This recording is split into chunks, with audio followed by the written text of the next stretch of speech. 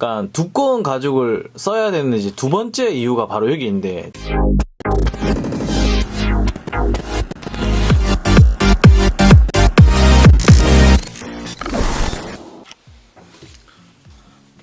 네, TY입니다. 지금 날씨가 너무 추워요. 오늘 마이너스 영하 5도 정도라고 하거든요. 이제 본격적으로 겨울이 시작되는 것. 저도 평소에 추운 걸 너무 싫어해가지고 아침에 회사 갈 때 엄청 껴입고 다녀요. 제가 출퇴근 시간이 한 10분도 안 되거든요. 그럼 사람들이 막 욕을 하더라고요. 요 앞에 오는데 막 목도리랑 장갑이랑 다 하고 온다고. 저는 그래도 추운 게 싫어요. 오늘은 이제 박스 스티치 하는 방법을 좀 튜토리얼로 이야기를 해볼까 합니다. 제가 요거 이제 패턴 같은 거 올릴 때 쓰는 이제 무거운 쇠거든요. 이거를 2번 만에 제가 박스 스티치를 완성을 했습니다. 이게 처음 하는 저로서는 정말 힘들고 까다로운 작업이더라고요. 그래서 막 완전 처음 하시는 분들은 웬만하면 이 박스 스티치에 도전하는 거를 조금 이제 자제를 하시고 어느 정도 이제 심적으로 마음의 준비가 됐을 때 그때 이 박스 스티치를 하시는 걸 추천을 드립니다. 전 이거 하다가 가죽공예 이제 취미 활동에 위기가 올 정도로 진짜 힘들었어요. 막 이거 다 끝나고 나니까 손이 완전 퉁퉁 부어가지고 한 이틀 동안 부어 있더라고요. 제가 이제 박스 스티치를 어떻게 하면 이제 처음 하는 이제 입문자 분들도 손쉽게 하는지에 대해서 이제 포스팅을 좀 하도록 하겠습니다.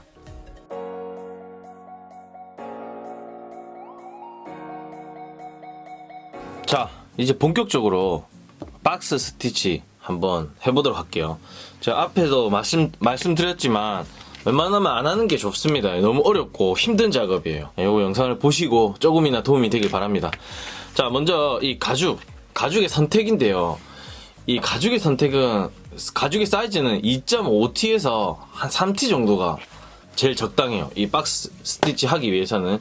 지금 저도 이제 가죽이 그렇게 두꺼운 게 없어가지고 지금 보니까 한 1.8T, 9T 정도 되는데 이 정도만 해도 저는 괜찮은데 두꺼운 가죽을 선택하는 이유가 있어요. 왜냐면 얇은 가죽으로 했을 때 여기로 구멍을 뚫어야 되잖아요.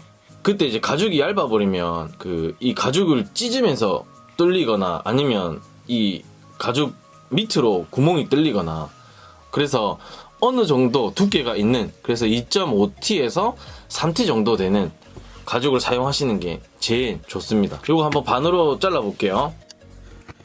자, 이렇게 반을 잘랐고 스티치는 이렇게 이제 들어가겠죠. 박스 스티치 직각으로.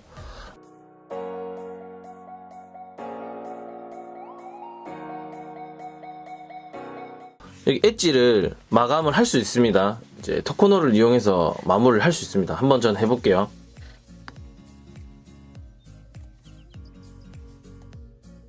자, 이렇게 터코널로 발라주면서 마감을 해주세요.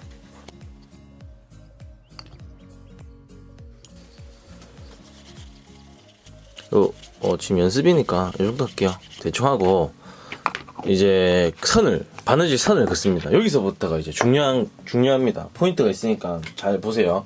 자, 여기 이렇게 바느질 선을 그었습니다. 제가 3mm 치질로 한번 구멍을 뚫어 볼게요.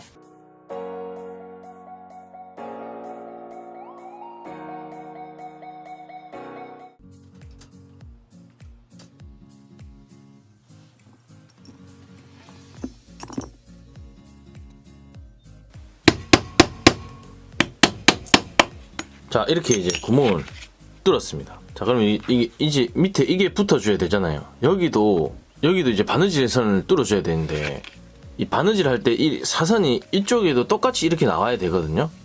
그렇겠죠? 그게 이제 바느질 하는 거니까. 근데 지금 이런 식으로 하면은, 이런 식으로 해서 여기서 이제 제가 치즈를 치잖아요. 그러면 모양이 이렇게 안 나와요. 무슨 말이냐면 이렇게 우리가 바느질을 했잖아요. 그쵸? 그러면 당연히 맞은편이 이렇게 나와야 됩니다. 바느질 방향이. 그쵸? 이렇게 나와야 되는 게 정상이 맞겠죠?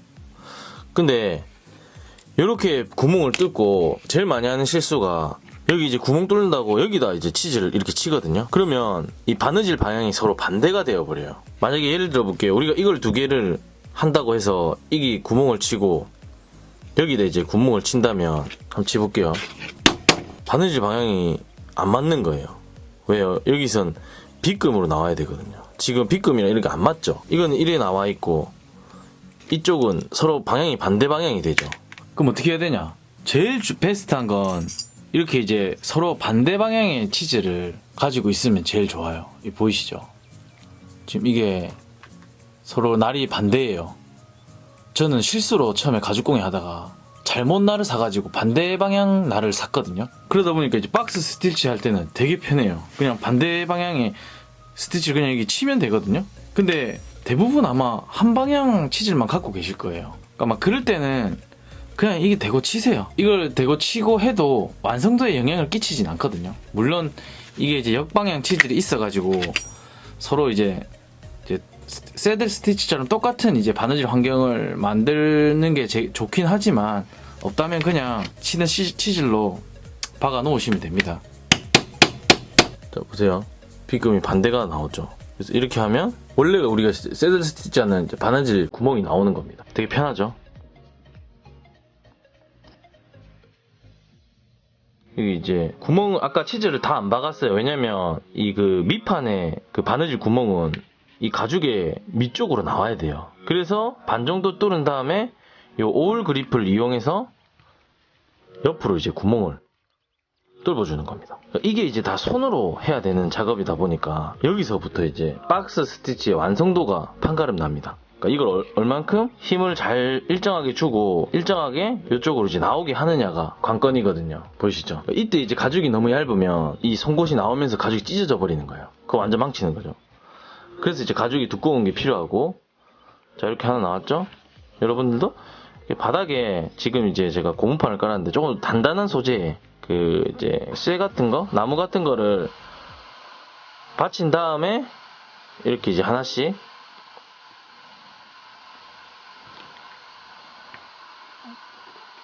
밥이 다 됐네요. 구멍을 이제 뚫어줍니다. 이렇게 보이시죠? 이렇게 해볼게요.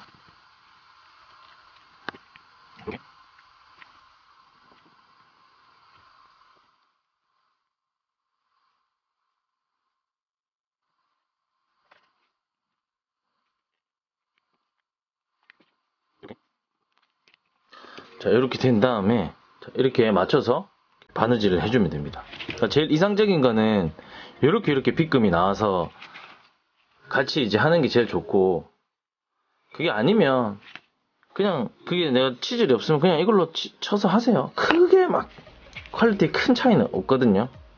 물론 이렇게 하면 더 완성도가 높긴 하지만. 자 이렇게 해서 이제 바느질을 바로 해볼게요.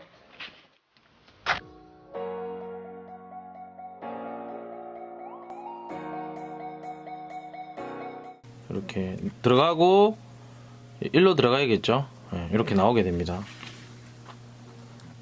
자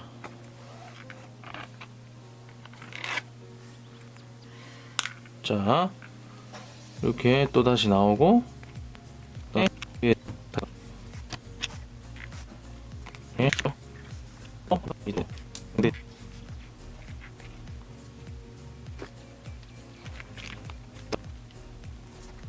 사각형 이제 원래 박스 스티치 하고자 하는 물체를 좀 올려두고 하는 게 더 편합니다. 이렇게 마찬가지로 올리고,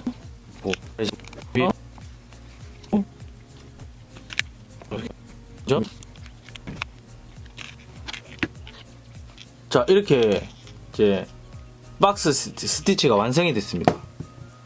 다 하진 않고 어차피 이건 이제 튜토리얼 영상이니까 직각으로 이제 바느질이 끝났죠. 그러니까 두꺼운 가죽을 써야 되는 이제 두 번째 이유가 바로 여기 있는데, 지금 보시면 이 위판과 아래판이 약간 층이 생겼어요. 원래라면 이제 딱 수직으로 내려오는 게 제일 좋은데 지금 약간 얇은 가죽을 쓰다 보니까 이게 좀 약간 남아요. 네. 그러니까 여러분들도 꼭 가죽 선택하실 때 완성도 높이고 싶으시면 이제 2.5T에서 3T 정도 가죽을 사용을 하시고요. 제가 요거 만드는 영상은 그 지금 메이킹 영상으로 해서 올려놨거든요. 네. 요거 보시고 그 이런 이제 직각인 구조물, 휴지 박스라든지 이 박스 스티치를 한번 도전을 해보시는 것도 좋으실 것 같아요. 네, 제 강좌는 여기까지고 도움이 되셨다면 좋아요, 구독 부탁드립니다. 감사합니다.